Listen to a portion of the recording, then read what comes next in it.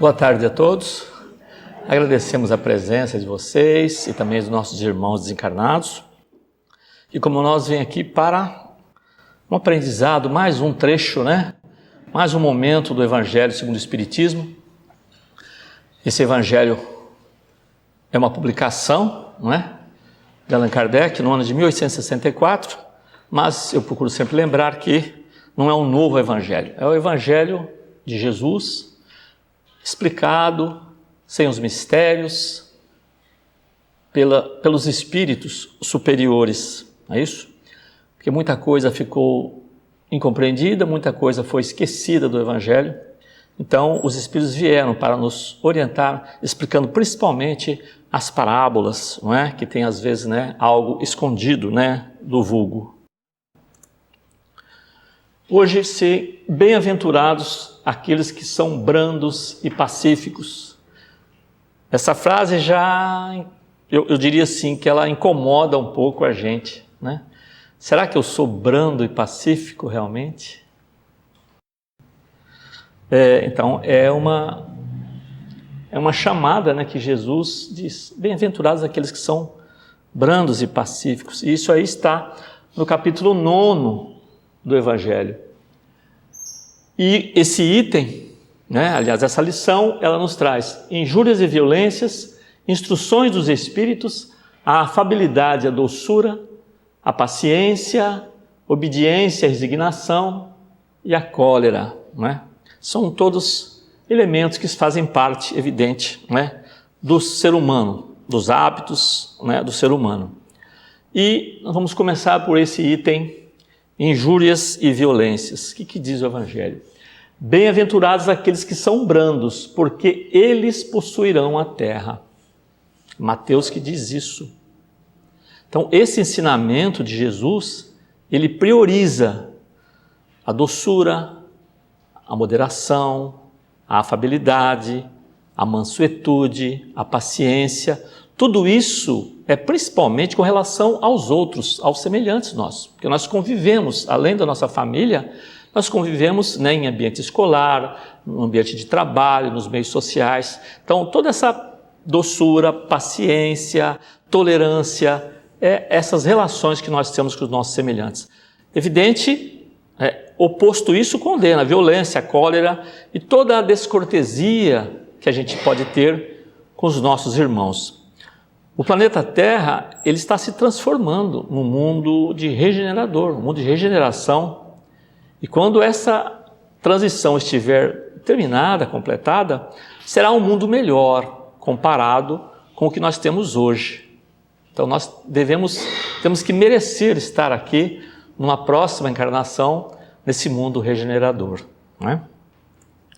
E continua, toda palavra ofensiva exprime um sentimento contrário à lei do amor e da caridade, que deve regular as relações dos homens e manter entre eles a concórdia e a união. Então, nós não podemos esquecer que quando a gente está com raiva, destemperado, como se diz, desequilibrado, e toda palavra dita a alguém, ela pode gerar consequências desagradáveis naquele instante, podendo culminar, inclusive, aumentar isso, essa agressão verbal, e pode chegar até numa agressão física. Então, quando essa discussão entre duas pessoas ela é inflamada, então ela pode gerar consequências desagradáveis.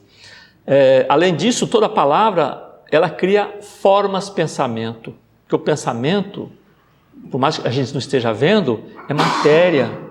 Nosso pensamento é matéria. Quando uma mãe, que o seu filho vai para a escola, o filho pequeno, que ela chega a falar, meu filho, que Deus te proteja, naquele momento, a mãe está criando em volta da criança uma proteção, uma vibração rósea, pode-se dizer, que vai proteger aquilo. Então, é uma forma, pensamento de proteção, tá bem? E essas formas de pensamento, quando nós dirigimos a outra pessoa, e se a outra pessoa também estiver com raiva, o que acontece? Há uma afinidade das vibrações. E quando há uma afinidade entre duas frequências, elas se amplificam. É isso? Então, quando você tem, estou dando um exemplo em caso de música, né, de som, se você tem uma frequência, por exemplo, de 440 Hz, quando você coloca outra frequência igual, aquele som amplifica. Então, se eu estou com raiva de alguém, naquele momento a discussão está inflamada, aquelas frequências vão bater e aquilo pode amplificar. E também o oposto também ocorre. Quando a gente está num ambiente com uma pessoa, agradecido naquele momento de estar junto de um ente querido, que você está dirigindo ou recebendo palavras de carinho e de afeto, essas vibrações também se multiplicam, se amplificam. E esse bem vai para os dois lados, tá? Então, é interessante a gente não aumentar, né, essas discussões, essa discórdia. Existe um ditado, não sei se aqui em Portugal é comum, no Brasil é muito comum, quando um não quer, dois não brigam, não é? E esse tem um certo sentido, essa frase. Se eu não me sinto ofendido, ou alguém me disse alguma coisa, eu não irei revidar. E se eu não revidar, consequentemente, eu não darei motivo para que a pessoa também revide. Então aquilo vai morrendo ali mesmo. Tá? Agora é difícil a gente fazer isso. Na teoria é muito fácil. Não é? Quando tiver uma discussão, eu vou ficar sereno. Mas isso é difícil acontecer. A gente tem uma tendência, né, natural do ser humano, tipo assim, não vou levar desaforo para casa. Né? Eu não posso deixar desse jeito. Eu tenho que responder à altura. Isso, meus irmãos, nos parece orgulho ferido. Isso se chama orgulho ferido. Então nós achamos que nós temos, né, naquele momento, temos razão. E isso é interessante. Nós temos razão. E eu vou contar rapidamente um caso do Chico, que ele foi abordado no trabalho dele por uma pessoa. E a pessoa, Chico, eu vim aqui para você me dar um passe. Eu estou precisando de mais de um passe. Aí o Chico falou, olha, minha irmã, eu estou num ambiente de trabalho. Eu não posso, aqui não é o lugar para eu poder te dar um passe. Mas lá na casa espírita à noite, você pode ir lá, que eu vou te atender. Né? Aí ela saiu pisando duro, não gostou, né, mas foi embora. Né? E chegou lá à noite, o Chico estava lá, ela chegou já, né? Antes de começar os trabalhos, ela já chegou e falou assim, você não vai me dar um passe? Né? E deu um tapa no Chico, sabe? Vamos lá, vamos para a câmara de passe. Aí a mulher entrou, o Chico ficou ali meio assim, né? Aí veio o Emmanuel, né? Aí o Chico reclamou para o Emmanuel, Emmanuel, o que você viu, André? Você não reparou, Emmanuel? Eu não estou com razão? Aí o Emmanuel falou assim, sim, Chico, você está com razão, mas ela tem a necessidade. Então é duro, né? Quer dizer, os ensinamentos de Emmanuel são muito, muito precisos. Então é difícil a gente tomar essa atitude de não querer revidar. Né? Então, dependendo desse pensamento que nós dirigimos ao nosso irmão, ele pode prejudicar ou auxiliar a pessoa, dependendo dessas vibrações e dependendo também se ele está em condições de receber aquilo. Tá? Porque se você quer mal uma pessoa que é boa, aquele pensamento vai e volta para você. O que diz Jesus por essas palavras? Bem-aventurados aqueles que são brandos, porque eles possuirão a terra. O Evangelho relata que Jesus estava dizendo, nessa época, e serve para hoje, que a terra é empoderada por muitas pessoas más, que prejudicam os brandos e pacíficos, não é? Porque a estes faltam o necessário, enquanto aos maus tem o supérfluo. Contudo, quando há a lei de caridade, a lei de amor, né, na humanidade, quando acontecer isso, quando a Terra, né, está sendo promovida a isso, aí não, se não houver mais egoísmo, né, o fraco e o pacífico não serão explorados pelos fortes, né, nem sacrificados, e sim auxiliados por aqueles que têm condições mais difíceis. Né. Tal terá o estado da Terra quando, segundo a lei do progresso, a promessa de Jesus, ele tornar-se um mundo feliz, pela expulsão dos maus. Isso vai acontecer, como já aconteceu com os exilados de Capela. Espíritos naquele planeta ali, naquela constelação, que tinham um grande adiantamento tecnológico, científico, mas não tinham um grande adiantamento moral. Então eles saíram, né? Saíram de lá. dessa constelação, desse planeta, e vieram para a Terra. Na época ainda nós éramos homens das cavernas. Vieram aqui como um aprendizado, né? Então também na Terra também vai acontecer isso. Isso não vai acontecer com as pessoas encarnadas, e sim desencarnadas, né? Quando desencarna, tá? Dependendo da frequência que ele está, dependendo da vibração dele, ele pode até ir para outro planeta, tá bem? Instruções dos Espíritos, a afabilidade e a doçura. O que eles nos dizem? A benevolência para com os semelhantes, fruto do amor ao próximo, produz a afabilidade e a doçura, que lhes são a manifestação. Entretanto, não é preciso fiar-se sempre nas aparências. A educação e o hábito do mundo pode dar o verniz dessas qualidades. Então, o mundo está cheio dessas pessoas que têm o sorriso nos lábios e o veneno no coração, não é?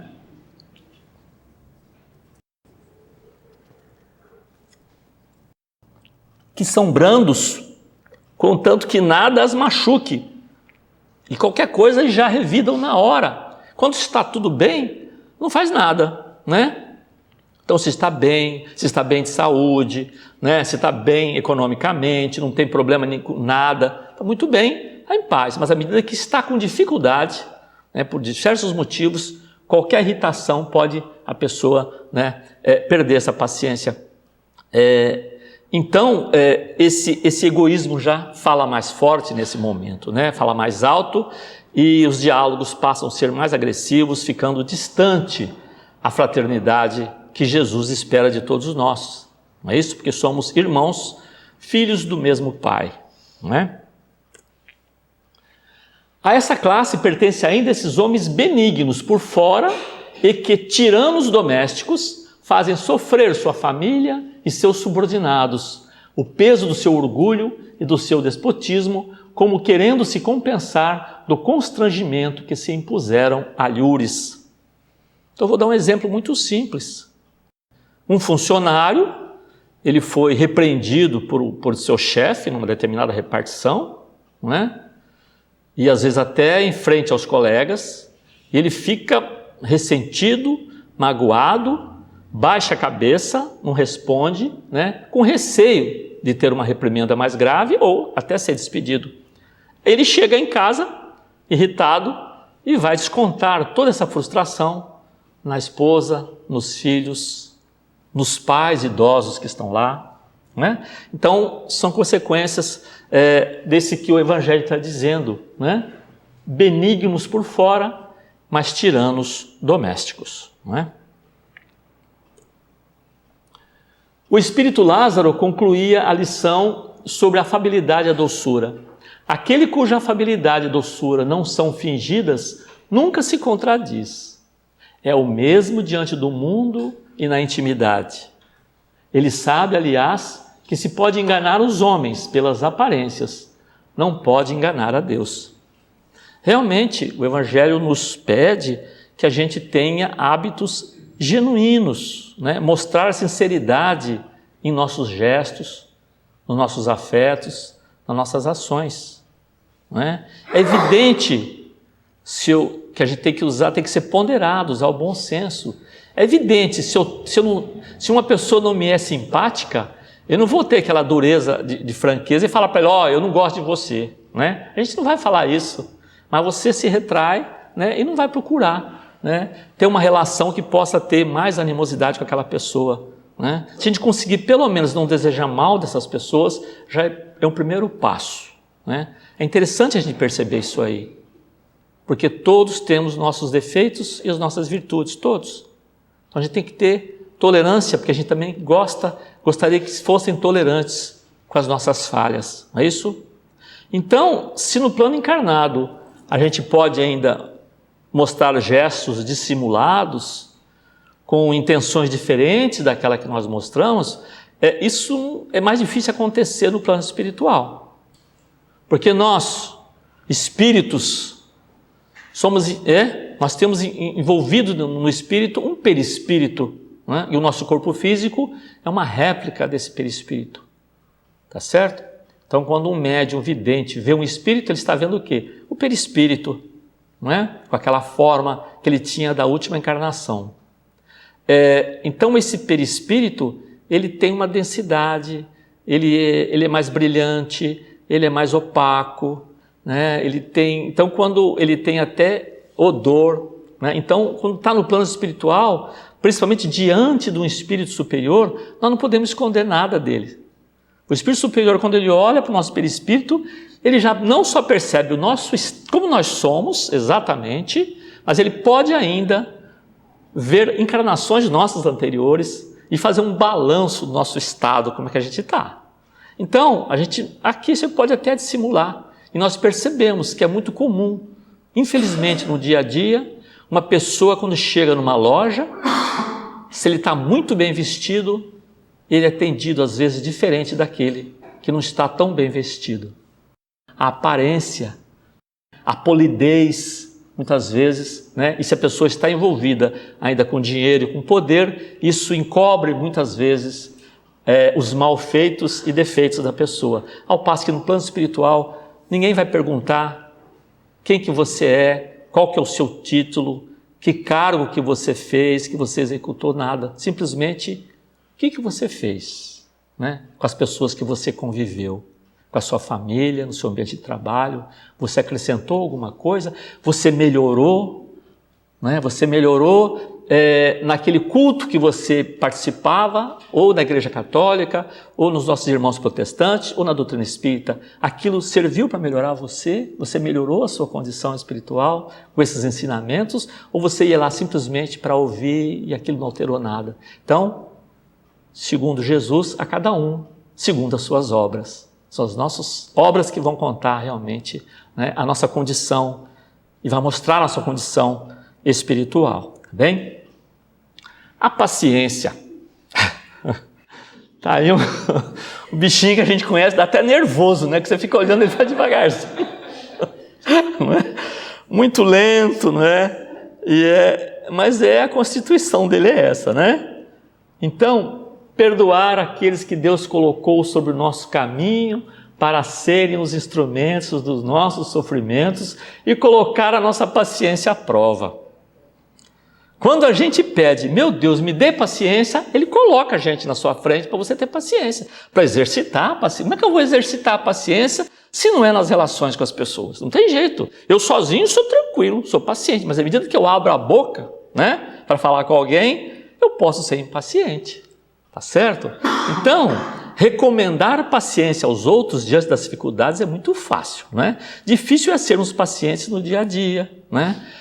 Porque cada novo dia enfrentamos situações que nós não fomos pacientes às vezes, né? Se não formos pacientes e tomarmos atitudes impensadas, podemos até nos arrepender mais tarde. É comum acontecer isso. Meu Deus, por que eu falei aquilo para a pessoa? Se eu tivesse pensado melhor, eu não estaria agora, né, com essa dor no coração, né, eu diria quase um remorso, né, de não ter falado aquilo. Eu poderia ter pensado melhor. Não é isso? Acontece com a gente. Só que a gente não pode ficar também se remoendo nesse remorso, né? O que eu posso fazer, tá certo? Para reparar isso. Procurar a pessoa, falar, olha, fulano, eu fui muito grosseiro com você, não podia ter dito aquilo, quero que você me perdoe. Não é? Com sinceridade, não é? Não para acalmar a consciência, mas tem que ser com sinceridade, pedir realmente desculpas com sinceridade, né? De um modo geral, nós sabemos que todas as famílias têm parentes difíceis de lidar e que estão próximos de nós. Não é isso? Tem alguma família aqui, alguém que tem uma família que não tem nenhum problema? Levanta a mão. Ninguém levantou a mão, que interessante, né? Todos têm. A questão é como nós lidamos com isso. Quando tem uma discussão familiar, como é que eu me comporto? Eu procuro a concórdia, eu quero colocar mais lenha na fogueira. Como é que eu faço? Eu vou tentar apaziguar, resolver o caso, vamos discutir em conjunto para resolver. Então, se nós estamos em família, meus irmãos, esse é o objetivo, é o aprendizado. E ali estão espíritos endividados uns com os outros. Pai, com filho, com esposa, com irmãos. É ali. Nós temos que acertar isso, não é? Então, temos sim, ter paciência, né? Para entender que todos temos as nossas limitações, as nossas dificuldades, né? Problemas tanto no plano material como no plano emocional. E é bom também observar que muitas vezes o parente difícil somos nós. Será que a gente pensa nisso? Né? Será que a gente pensa nisso? Olha, eu estou tendo lá uma intriga com o meu cunhado, né? Mas será que não sou eu que estou sendo difícil? Né? A gente geralmente põe culpa no outro. Né? Então pensar, refletir, né? Como é que nós somos com relação nessas relações, né? Se eu não sou o parente difícil que dá trabalho para os outros. Bem? Coragem, amigos. O Cristo é o vosso modelo. Ele sofreu mais do que qualquer de vós e não tinha nada a se censurar. Enquanto que vós tendes vosso passado a espiar e vos fortalecer para o futuro. Sede, pois, pacientes, sede cristãos. Essa palavra encerra tudo. Um espírito amigo. Então, ele nos lembra a figura de Jesus. Jesus é um espírito puro. O espírito que chega num grau de Jesus, ele não tem nada o que espiar, não é? Ele já é um espírito puro, em bondade, em conhecimento, em tudo, né? E ele se sujeitou a descer aqui nesse nosso planeta de provas e expiações para auxiliar a nossa evolução espiritual. Qual que foi o objetivo de Jesus e outros luminares que vieram no planeta? Para dar um avanço na humanidade. Olha, vamos melhorar essa condição.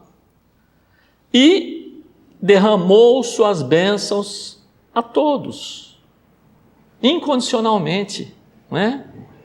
Jesus não tinha nada a espiar, passou momentos difíceis aqui para deixar seus ensinamentos a todos nós, né?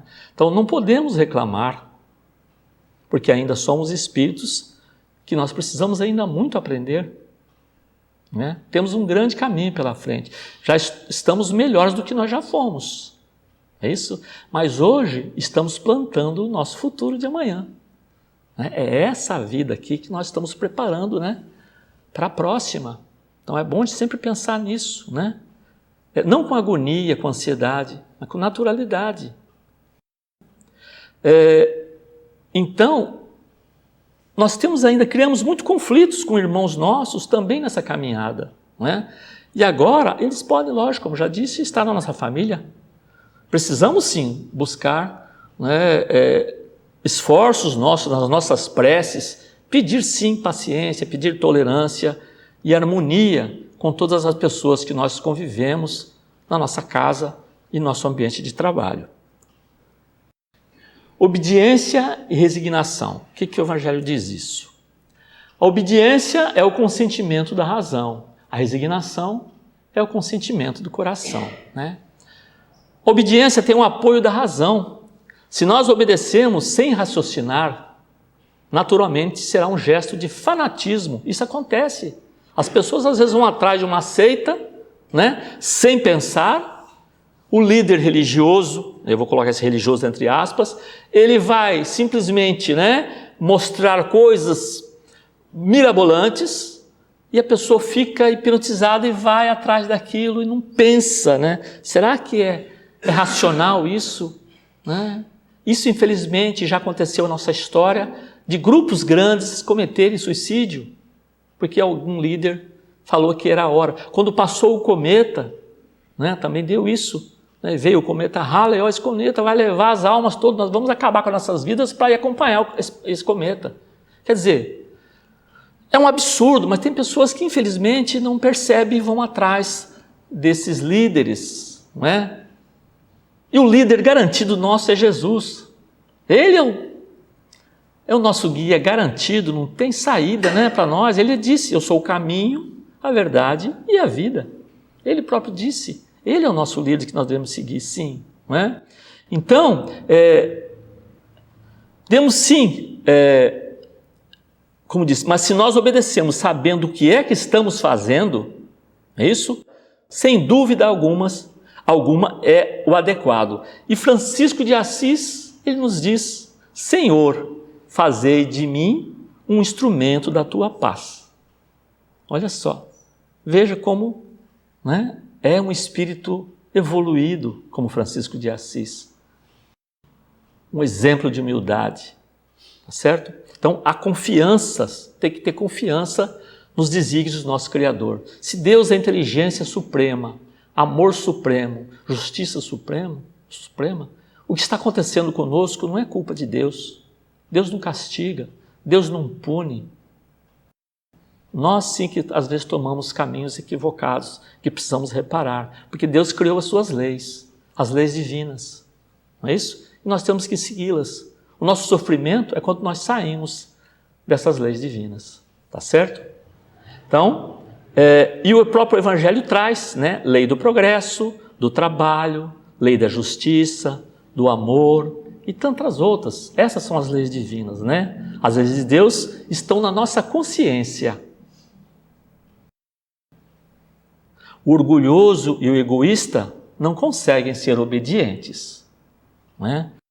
Já a resignação significa que a criatura, com humildade, né, compreende e aceita a situação que a vida propõe para ela, sem reclamar ou culpar Deus pelas dificuldades que está passando. Ter fé e saber que os sofrimentos, todos os sofrimentos são passageiros. Não existe sofrimento eterno. Não existe, né?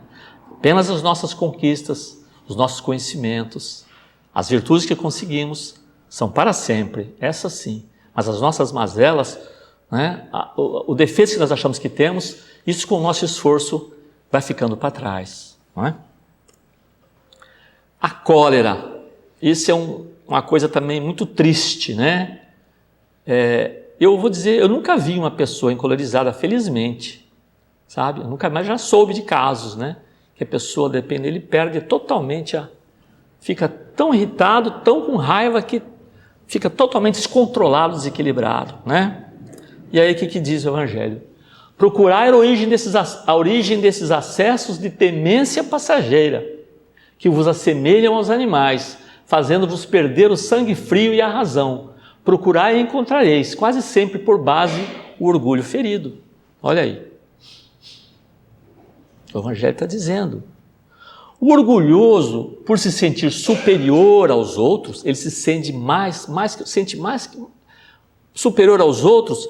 Quando ele é contrariado, ele não aceita isso, que alguém possa estar com a razão e não ele.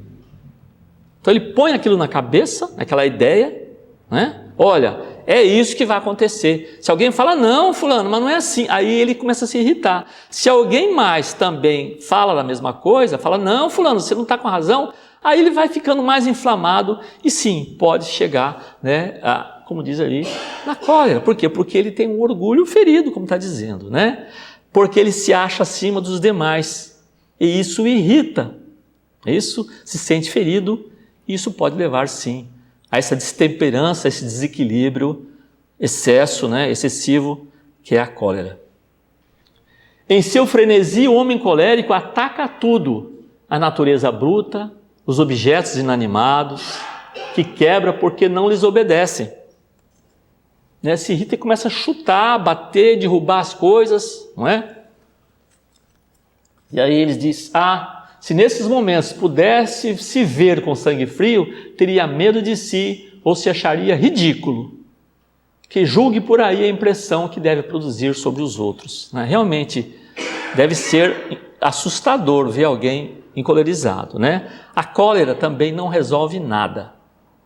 Altera a saúde, compromete a vida. O colérico é sua primeira vítima. É o primeiro. Mas uma outra consideração deveria, sobretudo, detê-lo, o pensamento de que ele vai tornar infeliz as pessoas que estão em volta dele, as pessoas que são do seu círculo familiar. Será que ele está querendo o mal dessas pessoas? Não, necessariamente. Mas a sua atitude, né, pode deixar um desgosto naquele momento com os entes queridos, tá certo? Então, há uma desarmonia, né? É um desatino, né? Cometer um ato que tivesse que censurar depois, se arrepender, como já comentamos na sua vida depois. né? Tomar uma atitude, ficar totalmente irritado e ao mesmo tempo criar um desgosto com um familiar, e acontece muitas vezes de um ente querido sair da família, né? É comum acontecer isso, um filho ou um irmão, sai da família porque teve um desgosto grande ali, não é isso? E esse não é o objetivo da gente viver junto. Nós sabemos das nossas diferenças individuais, todos temos diferenças individuais, o ser humano é único, não tem outro igual, nem os gêmeos, né? Todos são diferentes, mas sabendo dessa diferença, nós temos que procurar respeitar essas diferenças e viver juntos, não é? O espírito Hahnemann, o que é Hahnemann? Um espírito muito importante, é isso? Foi contemporâneo de Kardec, é o criador da homeopatia, né? O homem inclinado à cólera se desculpa quase sempre com o seu temperamento. Antes de se considerar culpado, ele reputa a falta ao seu organismo, acusando assim Deus de suas próprias faltas. É ainda uma consequência do orgulho, que se encontra misturado a todas as suas imperfeições. Quer dizer, culpa o próprio físico. Então, se Deus criou o meu físico, a culpa não é minha, né? Foi Deus que criou assim. Então, eu sou assim, eu fico colérico por causa do meu corpo. Então a culpa não é minha, a culpa é de Deus. Então uma pessoa, se for analisar friamente, uma pessoa de físico avantajado não significa que é violento. E nem uma pessoa de corpo frágil significa que é pacífico. Tá certo? Então, o nosso corpo não determina a nossa personalidade, né, e caráter. É isso?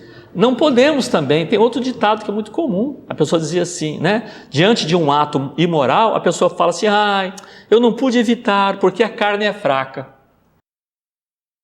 Não existe carne fraca, existe espírito fraco.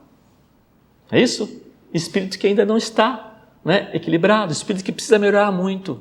Então não culpar o nosso corpo, não culpar o ambiente que nós vivemos, e sim a nossa condição pessoal.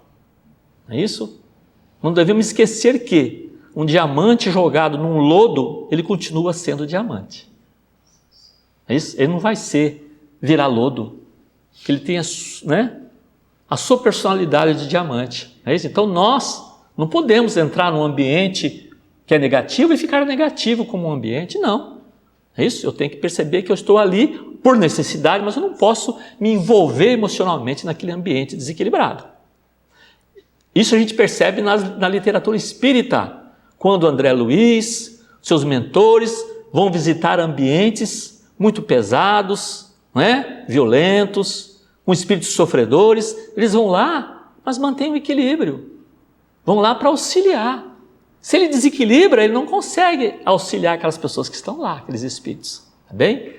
É difícil? É muito difícil, fazer isso, mas que a gente possa sim não culpar ninguém das nossas faltas, O corpo não dá cólera àquele que não a tem, como não dá aos outros vícios. Todas as virtudes e todos os vícios são inerentes ao espírito, continua Hahnemann. Sem isso, onde estaria o mérito e a responsabilidade? O homem que é disforme não pode se tornar direito, porque o espírito nada tem com isso, mas pode modificar o que é do espírito quando tem uma vontade firme. É isso? Então, a experiência nos mostra o poder da vontade. O homem que tem vícios não precisa se manter vicioso, Ele pode se corrigir sempre. De outra forma, a lei do progresso não existiria para o homem. Muitas vezes uma encarnação é pouco, É muito pouco para a gente resolver um mau hábito nosso. Tentamos, durante a vida, vamos supor que eu seja muito vaidoso, E eu vou tentando, mas não tem jeito, sabe? A vaidade pode ser uma vaidade física, também pode ser uma vaidade intelectual, do que eu sei, que eu tenho conhecimento, então eu sou vaidoso do meu conhecimento. A pessoa fica, às vezes, até arrogante pelo orgulho que ela tem do que ele sabe, Mas ele tenta fazer isso, mas não consegue resolver isso. O que acontece? Na próxima encarnação, ele vai vir numa condição diferente, ele mesmo vai pedir isso, quando ele tem consciência, para que ele possa vir numa situação que ele vai poder sim exercitar melhor e provar realmente que ele não é mais vaidoso, tá certo? A literatura espírita está cheia de exemplos disso. Missionários da Luz tem um exemplo da pessoa que vai lá ver o próprio corpo dele, como é que vai ser o projeto do meu corpo na próxima encarnação. Ah, vocês colocaram um defeito na minha perna. Ah, sim, vai ser bom eu ter nessa condição, é porque eu preciso disso. Isso vai me deixar numa condição não tão de vaidoso, não é? Porque a beleza física também é uma grande prova, não é? Como a riqueza também é uma grande prova. E as próximas encarnações, se a gente não resolve isso, na próxima encarnação a gente vai vir numa condição para poder resolver isso, não é? E os espíritos preparam isso. A espiritualidade superior organiza isso, para que a gente possa voltar naquele seio familiar para melhorar a nossa condição espiritual, tá bem? Então, meus irmãos, encerrando agora, né, a nossa reflexão, que a cólera, o ódio, a raiva que foi tratado aqui, ressentimento e mágoa, não habitam em nossos corações. Pode até chegar, mas não fica. Sabe? Chega aquele ressentimento e já sai logo, não fica com ressentimento, com mágoa de alguém, porque isso liga a gente mentalmente a outra pessoa. Que consigamos sim acolher em nossos corações a fraternidade, a solidariedade, a tolerância, a compreensão, a paciência e principalmente o amor que Jesus nos ensinou. Certo? Muito obrigado e paz a todos.